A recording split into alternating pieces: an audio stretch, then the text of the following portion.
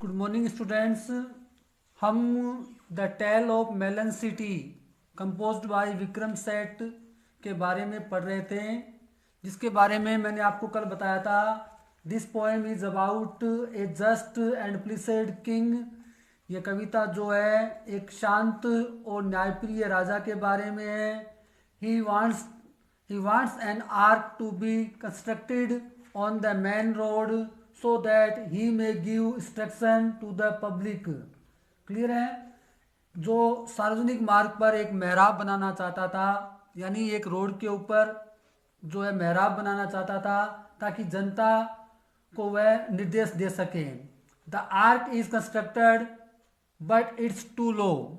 मैंने आपको बताया था मेहराब बना लेकिन बहुत नीचा था।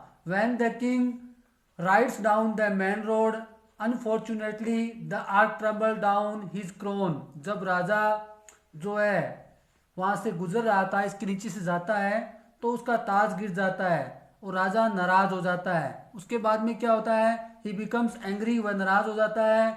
He ordered the chief of the builders to be hanged, but the chief says that it is the workman's fault. वह जो है उस मुखिया को बुलाता है जिसने इसका निर्माण किया था, लेकिन वो क्या कहता है कि इसमें जो है वर्कमैन की गलती है। इस प्रकार जो है उसे सजा नहीं मिलनी चाहिए। हालांकि राजा ने क्या कहा था? वह मुख्य निर्माता को फांसी पर चढ़ाने का आदेश देता है, लेकिन मुख्य निर्माता कहता है कि यह गलती कारीगरों की है। और इस प्रकार हम जो है इसको पढ़ रहे थे और आगे से आगे कुछ न कुछ घटित हो रहा था। अब देखिए इसके जस्ट आगे पढ़ना स्टार्ट करते हैं जहां से कल हमने छोड़ा था। पेज नंबर 74 नंबर पेज पर देखिए। The news was set up somewhat high, each man was measured by and by. देखो इसमें वर्ड आया है न्यूज, एंड देखो वर्ड है अपना NOOSE, नूस। इसका मतलब होता है ए लेप टू हंग ए पर्सन। कहने का मतलब है फांसी का फंदा। तो फांसी के फंदे को ऊंचाई पर स्थापित किया गया। The noose was set up somewhat high, फांसी के फंदे को ऊंचाई पर स्थापित किया गया। Each man was measured by and by, प्रत्येक आदमी यानी एक एक करके प्रत्येक आदमी की नाप ली गई। But only one man was so toll he fitted one man that was all.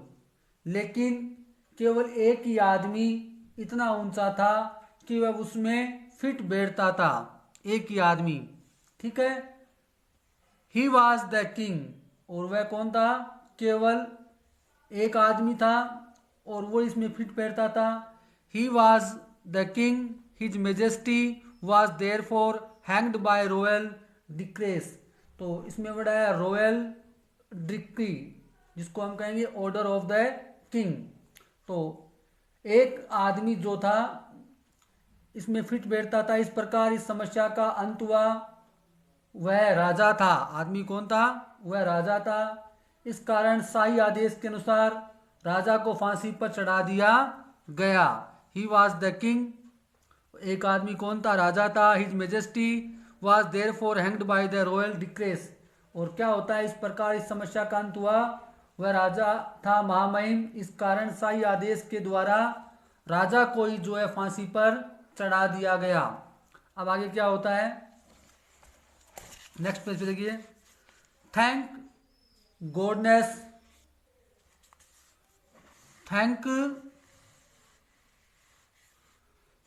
Goodness we found someone, said the minister for its instant. मंत्रियों ने कहा ईश्वर का धन्यवाद, हमें कोई तो मिला। मंत्रियों का धन्यवाद, हमें कोई तो मिला।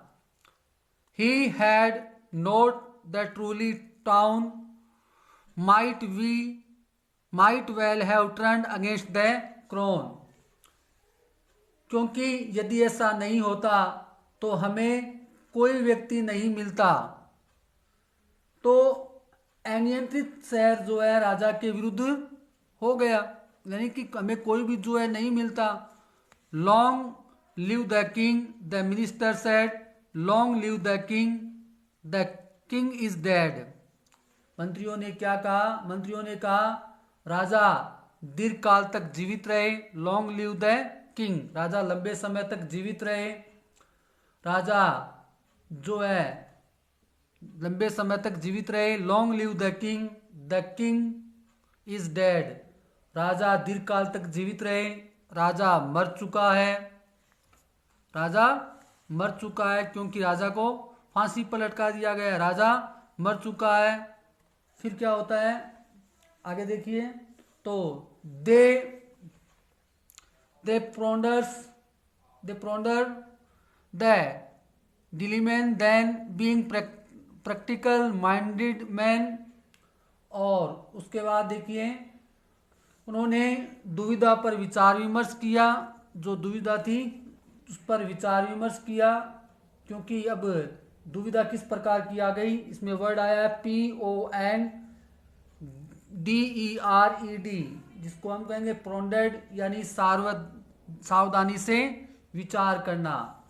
थिंकिंग या थॉटफुल केयरफुल, हम जिसको कहेंगे थॉट केयरफुली, इसका मतलब क्या होगा? थॉट केयरफुली, सावधानी से विचार करना।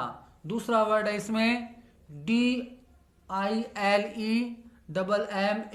डायलेमा, जिसका मतलब होता है कंफ्यूजन, यानी कि दुविधा। तो वो क्या थे? उन्होंने इस दुविधा पर विचार विमर्श किया।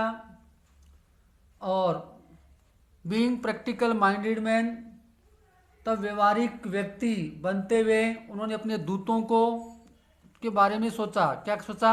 सेंट आउट द हेलेस्ट to proclaim in his former majesty's name.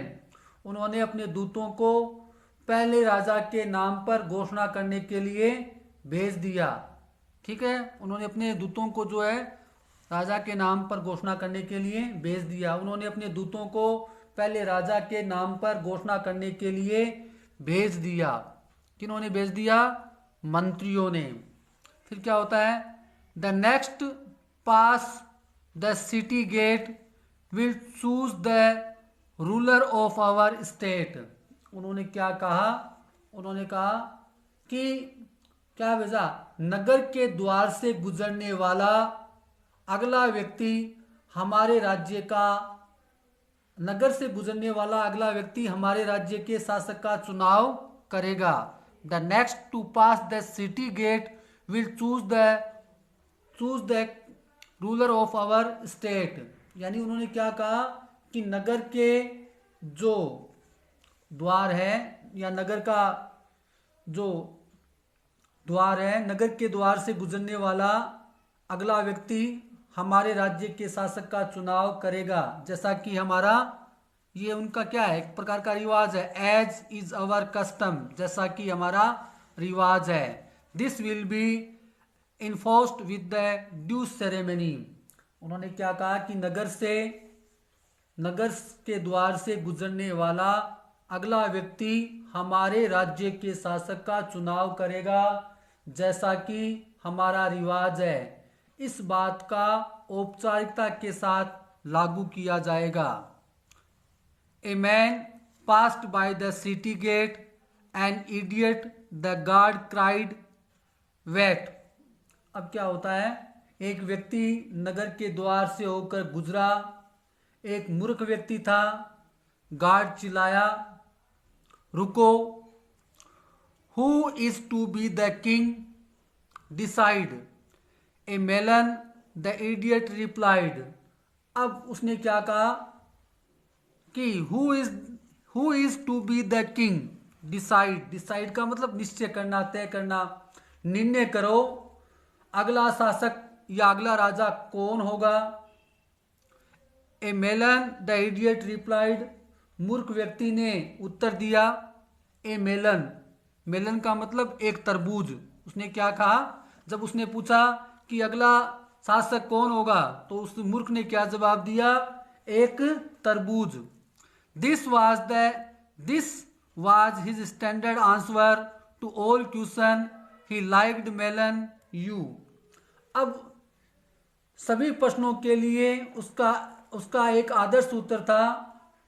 क्या आदर्श उत्तर था? वह तरबूज। क्यों?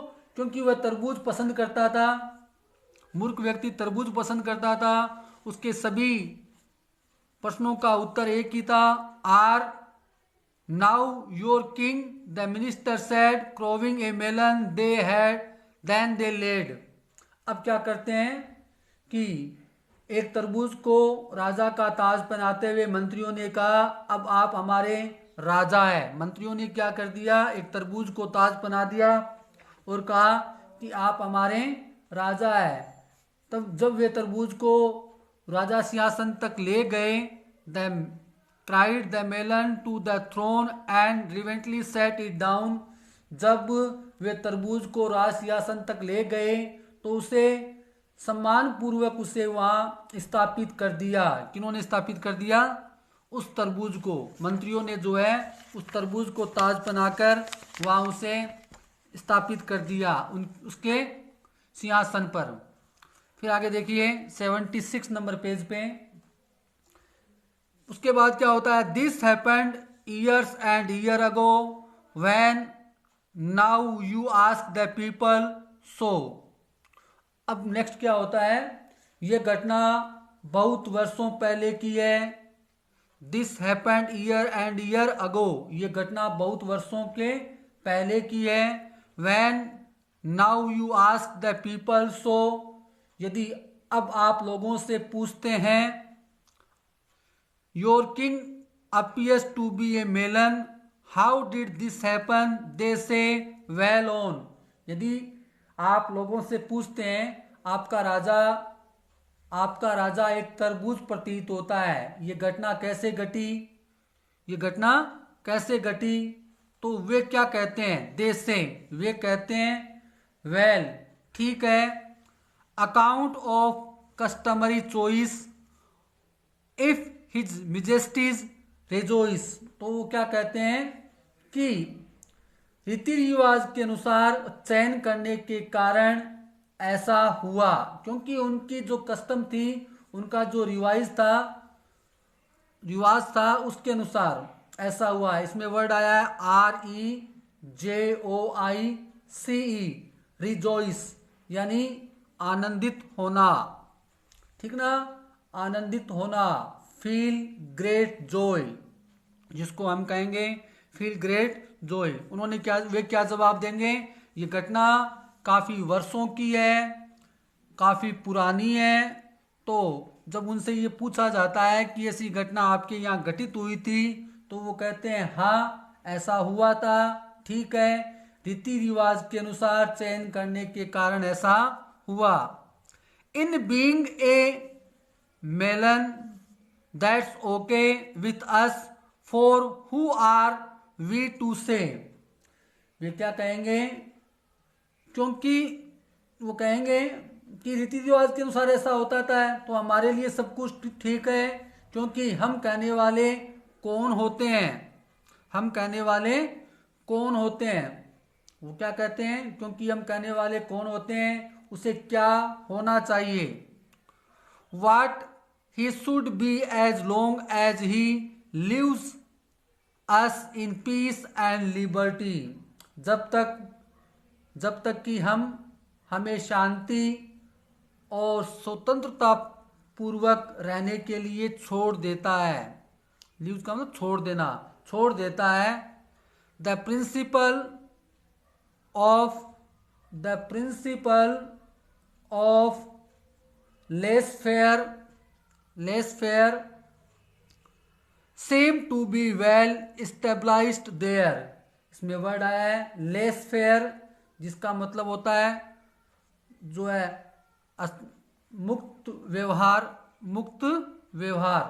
जिसको हम कहेंगे हस्तक्षेप।